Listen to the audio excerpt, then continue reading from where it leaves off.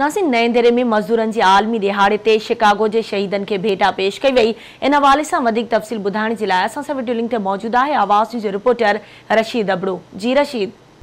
अज 1 मई है। शिकागो के शहीदन के भेटा ॾियण जे लाइ जेतोणीक नोंदर में का वॾी रैली न निकिती है, अलबत्ता पोहरियत अॻुवान आहिनि जेके थोड़े मिक़दार में ही सही, पर हू पंहिंजे पोहरियतुनि के भेटा पेश करण लाइ रैली कढी बेनज़ीर भुट्टो प्रेस क्लब पता आहिनि। अॼु उन्हनि खां पुछा कंदासीं त मुल्क में जेतोणीक लॉकडाउन आहे हू इन सूरत हाल के कीअं था ॾिसनि। 1 मई दुनिया जो ही आलमी ॾींहुं आहे जेको सॼी दुनिया में मल्हायो वेंदो हो, पर वॾे ॾुख वचां इहो चयो थो वञे त अॼु हिन बीमारी जे करे जेका वबा आई आहे कोरोना जी, उन जे करे सॼी दुनिया लॉकडाउन लॻी पई आहे, बंदि लॻी पई आहे। पर असां सिर्फ़ु उन खे इन हद ताईं यादि था कयूं त हीअ आलमी ॾींहुं आहे, बाक़ी कंहिं बि दुनिया में मल्हाइण लाइ तयारु न आहे। पर सॼी दुनिया में अॼोको ॾींहुं वॾी बुख, बदहाली, बेरोज़गारी सां वाबस्तगी आहे मज़दूरनि जी।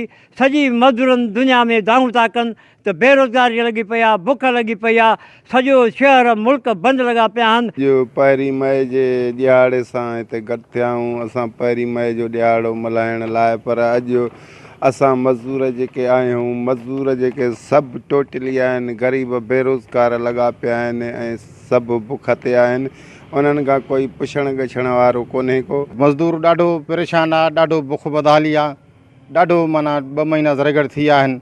हर मज़दूर वीचारो को व्याज ते पैसा थो वठे, को ॾियण लाइ को कंहिंखे तयारु कोन्हे, तमामु बेरोज़गारी आहे। जी तव्हां मज़दूरनि अॻुवाननि जूं ॻाल्हियूं ॿुधियूं। हुननि जो चवणु आहे त पोहरियत हिन लॉकडाउन में बि सख़्तु परेशान आहे। पोहरियत जेको सॼो ॾींहुं पंहिंजो पघर वाहे, ॿियनि खे कमाए, पंहिंजी बि रोज़ी हासिलु करे थो। इन मौजूदा सूरत हाल में जिते लॉकडाउन आहे उते हुननि जा ॿचा बुखूं काटण ते मजबूर आहिनि। हिननि घुर कई आहे त सरकार मज़दूरनि जी फाकाकशीअ खे नज़र में रखंदे उन्हनि जे लाइ कुझु न कुझु जोगा उपाउ वठे त जीअं हू हिन लॉकडाउन में पोरियो करण खां बग़ैर जेसिताईं रोज़गार खुलनि पंहिंजे पेट गुज़र करे सघनि।